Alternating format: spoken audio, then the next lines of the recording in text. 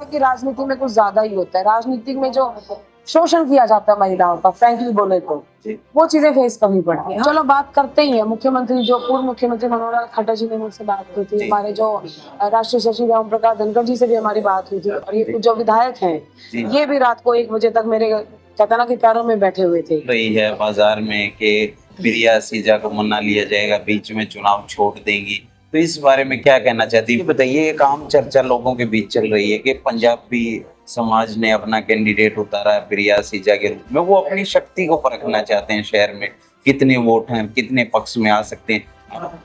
साथियों नमस्कार, आप देखना शुरू कर चुके हैं एनडी न्यूज, और चुनाव का जो रण है वो शुरू हो चुका है। लगातार तमाम अलग अलग पार्टियों ने अपने प्रत्याशी घोषित कर चुकी हैं, और अब निर्दलियों की बारी है जिन्होंने बिगुल फूका है। इसी कड़ी में हमारे साथ मौजूद है प्रिया सीजा जी, जो निर्दलीय तौर पर भिवानी विधानसभा की प्रत्याशी हैं। पूर्व में पहले भी उन्होंने प्रयास किया था लेकिन चुनाव नहीं लड़ी चेयरपर्सन भिवानी का, लेकिन इस बार फिर से चुनाव मैदान में।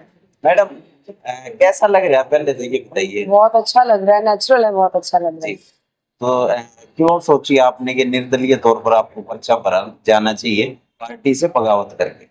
देखिए सुखबीर जी, अपनी शायद पहले भी काफी साल पहले बात हुई थी, जैसा कि आपने बताया कि मैंने नगर परिषद चुनाव की तैयारी की थी जी, बट कुछ रीजन से मुझे वो टिकट नहीं मिल पाई थी। कोई बात नहीं। उसके बाद मैंने आपको शायद तब भी बताया था कि मैं सिर्फ और सिर्फ शहर के विकास के लिए राजनीति में आई हूँ, सक्रिय राजनीति में, सिर्फ और सिर्फ शहर के विकास के लिए। और पिछले कुछ सालों में मैंने देखा है कि शहर के विकास के नाम पे अगर बात करें तो बिल्कुल जीरो रिपोर्ट है। इसीलिए मुझे पार्टी से बगावत करके निर्दलीय उतरना पड़ा, क्योंकि जो मेरा जो सोच है वो डेवलपमेंटल पॉलिटिक्स की है, ना कि एक दूसरे की टांग खिंचाई की या पद लेकर घर बैठने की। मुझे ऐसे पदों का कोई लालच नहीं। मैं शहर का विकास करना चाहती हूँ, पहली बात। दूसरी बात, पार्टी से बगावत की बात करें तो देखिए, मैं जिस पार्टी से जुड़ी हुई थी, मैं उनकी जो रीति नीति से प्रभावित थी, जो उनका महिला सशक्तिकरण के दावे, बेटी बचाओ बेटी पढ़ाओ, मैं इन चीजों से बहुत ज्यादा प्रभावित थी। कुछ जो पीछे मैंने उन चीजों को देखा था, उस पार्टी का देखिए काफी अच्छा बैकग्राउंड रहा है, जो वो चीजें मैंने देखी थी मैं उनसे बहुत प्रभावित थी। लेकिन जब कहते हैं ना कि जब किसी चीज के आप बीच में घुसते हैं ना, असलियत तब सामने आती है। ये बताइए मैडम, आपने जिक्र किया कि डेवलपमेंट पॉलिटिक्स, तो ऐसी पार्टी में आपको क्यों रहना पड़ा जो डेवलपमेंट नहीं करा सकती? 15 साल से भाजपा का विधायक था, 10 साल से केंद्र और राज्य में सरकार थी, उसके बाद भी क्या मजबूरी थी कि उसी पार्टी में आप बने रहे? नहीं सर, कहाँ बनी रही, छोड़ तो दिया। नहीं, वो तो आप छोड़ी है ना। छोड़ दिया ना, तब मुझे लगता था कि शायद ये चीजें बदलेंगी, कुछ विकास होगा। लेकिन जब हमने देखा कि कोई विकास नहीं हो रहा, मुझे पार्टी ने अच्छे से अच्छा पद दिया, लेकिन पद पर रहकर मैं ही जब अपने काम नहीं करा सकती, मैं किसी जनता के किसी काम नहीं आ सकती, वो चीजें महसूस होने के बाद मैंने क्विट कर दिया। तो अपने आप को कितना जीत के लिए आश्वस्त देख रही खुद को? निर्दलियों का बहुत कम, अगर भिवानी का इतिहास देखा जाए तो बहुत मुश्किल है यहाँ से निर्दलीय चुनाव जीते हैं, तो आप कहाँ पा रही हैं खुद को, कितने देखिए, नंबर मैं पर? पूरी तरह से आश्वस्त हूँ, क्योंकि ये चुनाव मैं अकेली नहीं लड़ रही हूँ। माना कि मैं निर्दलीय हूँ, लेकिन ये जो चुनाव है वो 36 बिरादरी के लोग लड़ रहे हैं। मैं अब एक अकेली प्रिया सीजा वो चुनाव नहीं लड़ रही, वो सर्व समाज चुनाव लड़ रहा है, वो पूरी विधानसभा के जो लोग हैं वो चुनाव लड़ रहे हैं। और अगर लोग जब चुनाव लड़ते हैं वो खुद से आते हैं, तो मैं पूरी तरह से आश्वस्त हूँ कि विजयी भव का आशीर्वाद मुझे मिल रहा है और जनता मुझे जीत की तरफ ले भी जाएगी।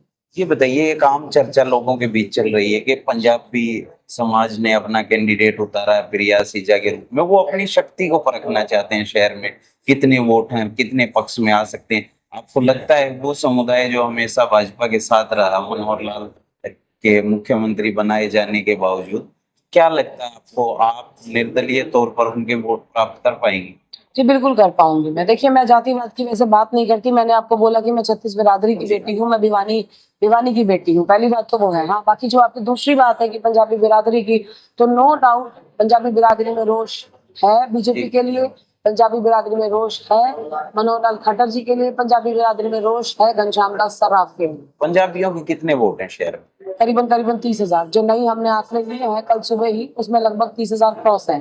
जी, तो 30,000 में से कितनी पोलिंग मान लीजिए, 22-23 हजार वोट मान लीजिए। सर मैं सिर्फ पंजाबी मैं जानना चाहता हूँ आपकी स्थिति क्या है। मान के चलिए 60 से 70% पोलिंग हो जाएगी। चीजें, पार्टियों का इलेक्शन होता है, हवा में चीजें तो होती नहीं है। अब आप कुछ कहें कि भाई मैं तो जीत जाऊंगी, भिवानी की बेटी, वो एक नेता के लिए बात करना आवश्यक है। लेकिन राजनीतिक समीकरणों पर हम बात करें, पंजाबी समुदाय कितना प्रतिशत आपको वोट करेगा सर कि पंजाब आप एक मजबूत कैंडिडेट बन सके भिवानी? देखिए मैंने क्या कहा था कि मैं पंचायत की जी। उम्मीदवार हूँ और जो पंजाबी समाज है, जी। वैसे तो मैं सर्व समाज समर्थित हूँ, जी। लेकिन पंजाबी समाज आप अगर देखें फील्ड में मुझे काम करते हुए, आप हमारे अब डे बाय डे प्रोग्राम्स देखना, तो पंजाबी समाज पूरा संगठित होकर ये चुनाव लड़ रहा है। जी।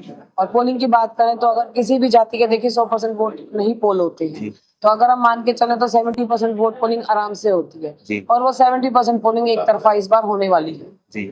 कितने आपके पार्षद भी हैं, उन्होंने चावला जी ने भी पर्चा भरा था और तमाम लोग हैं, तो वो जो चौधरी हैं समाज के, वो आपके दफ्तर में कहीं दिखाई नहीं दे रहे, तो नहीं सर, देखिए कैसे देखते हैं उन चीजों? नहीं पहली बात तो आप उनको समाज के चौधरी मत कहिए, जी। क्योंकि समाज में और भी बड़े लोग हैं जो कि हमारे समाज के मौजूद लोग हैं, तो पहली बात हम ये नहीं कह सकते। दूसरी बात देखिए, जो वो लोग हैं वो किसी ना किसी पार्टी से बंधे हुए हैं, तो राजनीति देखिए मैं भी नहीं चाहूंगी कि उनकी राजनीति खराब हो। उन्होंने पर्चा भरा था, उठाया, वो उनके अपने पर्सनल कारण थे, लेकिन मैं ये नहीं चाहूंगी, वो भी नहीं चाहेंगे, तो ठीक है वो पार्टी से बंधे हुए बंधे रहेंगे, बाकी उनको पता है उनको क्या करना है, वो बहुत समझदार लोग हैं।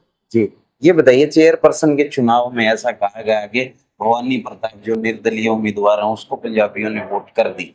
इस बार क्या लग रहा है कि आप वही निर्दलीय बन सकती हैं जो भवानी 2022 के चेयरपर्सन के चुनाव? सर देखिए, हम किसी से अपने आप को कंपेयर नहीं कर सकते, वो चुनाव अलग था, ये चुनाव अलग है, और मैंने हमेशा से ये कहा है कि मैंने विकास कार्यों क्या मुद्दे देखते हैं भिवानी के मुख्य मुद्दे आपके मन में? मुख्य मुद्दे देखिए सर, मुद्दों की बात करें तो बहुत सारे हैं। फिलहाल जो क्या होता है, मूलभूत सुविधाएं, अभी तो जो भिवानी विधानसभा के लोग हैं वो मूलभूत सुविधाओं को ही तरस रहे हैं, तो सबसे पहले मुझे लगता है कि मूलभूत सुविधाओं पे काम करना चाहिए।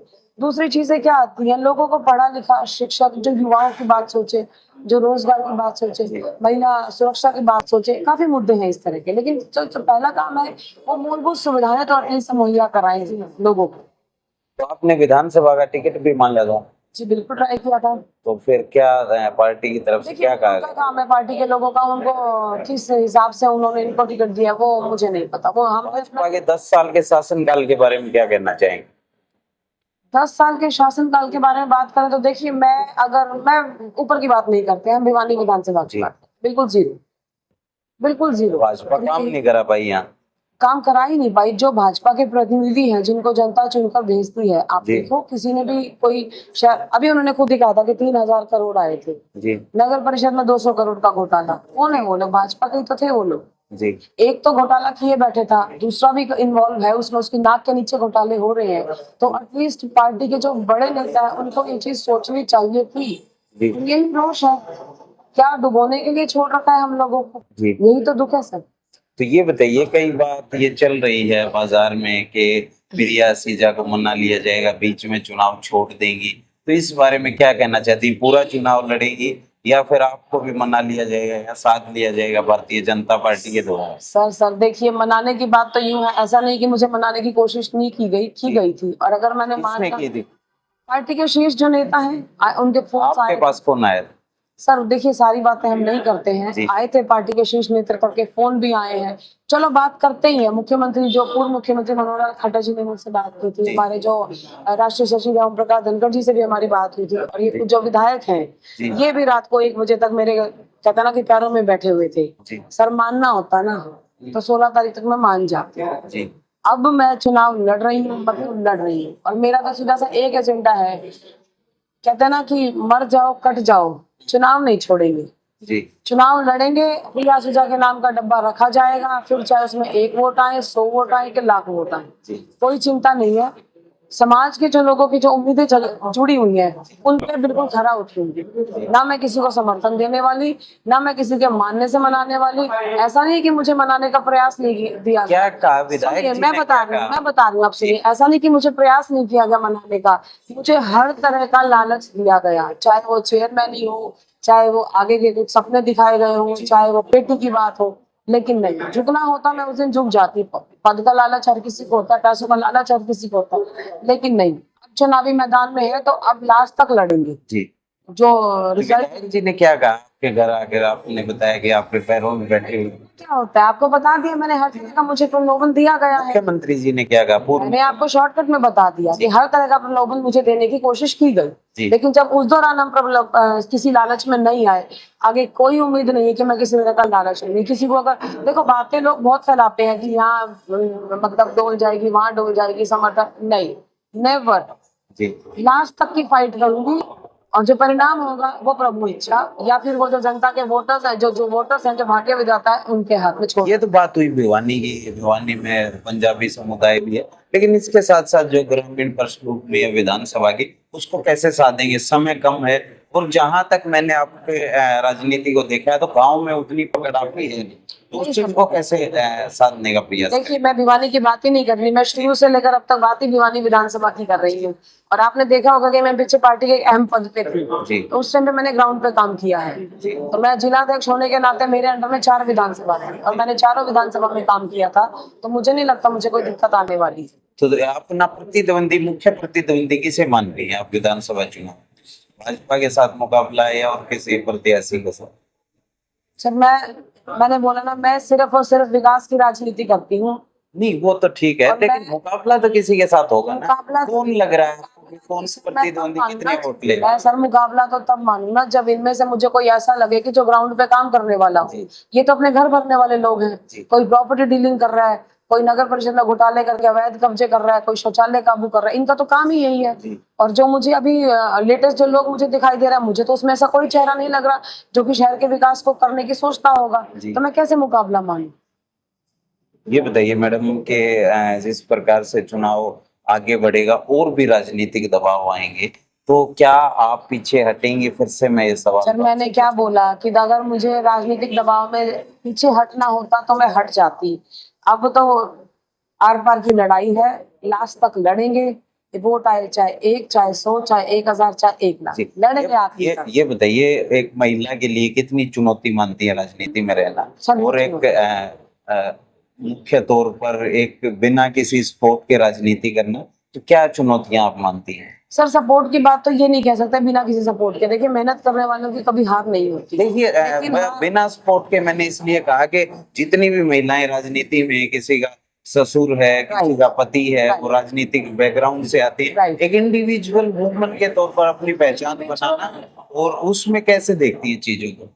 इंडिविजुअल वुमेन के तौर पर सर बहुत मुसीबतें आती हैं, बहुत मानसिक कष्ट आते हैं, बहुत सारी प्रताड़नाएं होती हैं, बहुत प्रेशर होता है, बहुत होता है, ये मैं मानती हूँ।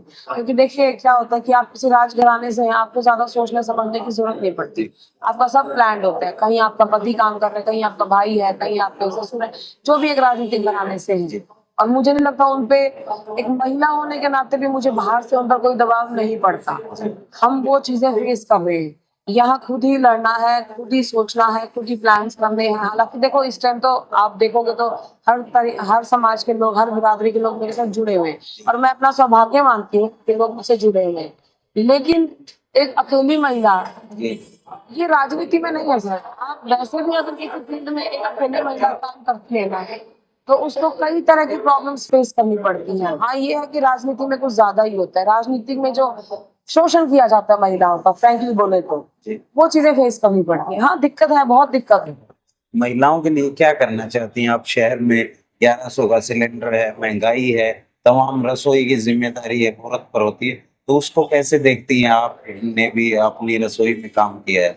जी बिल्कुल मैंने काम किया है। देखिए मैंने बोला ना कि अगर मुझे जनता इस बार विधानसभा पहुंचाएगी तो महिलाओं के जो भी मुद्दे हैं, महिला सुरक्षा का हो, महंगाई का हो, या महिला शिक्षा का हो, बच्चों की, मैं सारे मुद्दे विधानसभा में उठाऊंगी। और मैंने शुरू से कहा है कि मैं जनता से बिल्कुल जुड़े रहना चाहती हूँ।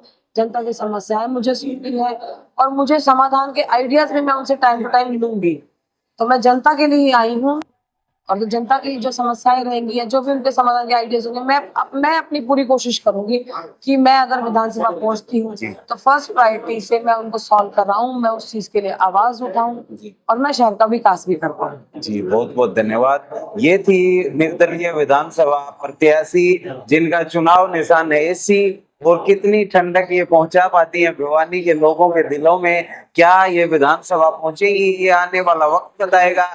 5 अक्टूबर बताएगी और 8 अक्टूबर के नतीजे बताएंगे। लेकिन एक महिला के तौर पर राजनीति में रहना अपने आप में एक संघर्षशील है और प्रिया आसीजा उस संघर्ष की साक्षी है। वीडियो को ज्यादा से ज्यादा शेयर करते हैं। आप किसे भिवानी विधानसभा का सबसे मजबूत प्रत्याशी मानते हैं वो हमें कमेंट बॉक्स में जरूर बताएं। आप देख रहे थे एनडी न्यूज, मेरा नाम है सोमवीर, कैमरे के पीछे है विनय।